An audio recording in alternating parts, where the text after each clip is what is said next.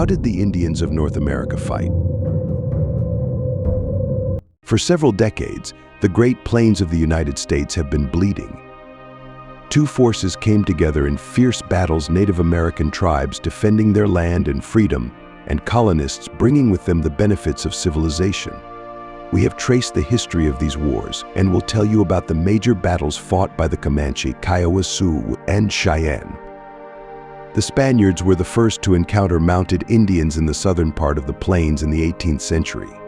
The Comanches, who appeared here at the beginning of the century, stood in their way.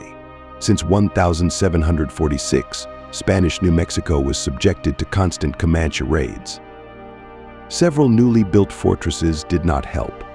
The problem was that the Indians had no centralized authority. Who to negotiate with? With one tribe, the Spaniards made a treaty and traded, while others continued to raid. In 1774 and 1779, the Spanish, along with allied Indians, inflicted 2 defeats on the Comanches.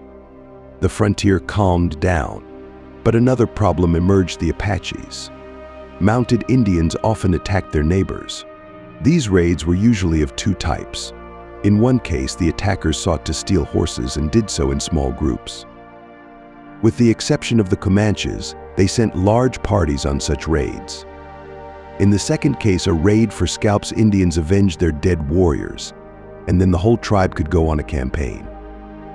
The practice of scalping existed in America even before the arrival of Europeans, but it became widespread due to the system of rewards for them, introduced by colonizers. In 1790, the Comanches had a new ally. From the north came a small but very aggressive tribe of Cayowas. The Comanches were the true masters of the Great Plains. Their language became the language of the traders of the plains. Unlike other tribes, they never bought firewater and they never drank. The Comanches had many captives captured in their raids. The coming of whites to America changed almost everything about Indian warfare. Where before the Indians had made only short military campaigns and then returned to their villages, now they had to fight their enemies for years. Where before, say, one warrior died during the entire campaign, now Indians had to kill mercilessly lest they themselves be destroyed. The tactical and strategic principles that guided Indian chiefs were changing, or rather they had to change. In the end, the Indians were defeated not only by the superiority of their weapons, but also by the undeniable tactical and strategic abilities of their opponents. The plan of Indian warfare before the arrival of the whites was always very simple: exit from their territory, attack the camp of the hostile tribe, fight a decisive battle, and return to the starting point. Indian military science did not know the jointly coordinated performance of many combat units, did not know position combat, did not know siege. Many of the chiefs tried to solve the problems arising from the new situation. They strove to create large Indian armies: Tecumseh, besieged enemy fortresses for long periods of time, Pontiac, and finally learned to command and coordinate the combat operations of various units, Sitting Bull.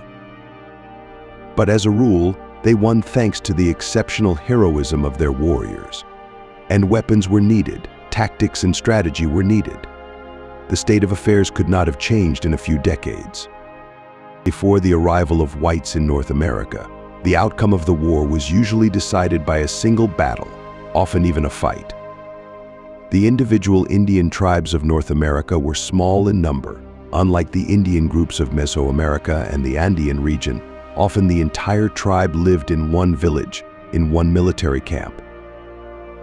The capture of the tribe's camp usually decided the outcome of the war. However, in order to attack one of the villages or the main village of a hostile tribe, the Indians had to make a multi-day march of their entire village. They did not have horses. They had already received them from the Europeans.